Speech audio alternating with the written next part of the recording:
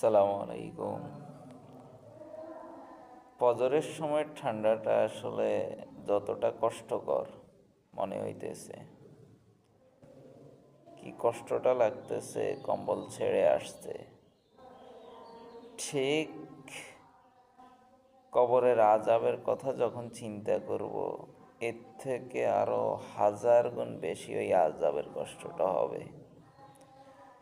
তো এই কারণে আসলে ফজরের সময় এখন আমরা যারা উঠতেছি না, আমরা উঠে একবার দেখবো আসলে ওই সময় ঠান্ডাটা কী রূপ আর কী রূপ তীব্র হয়।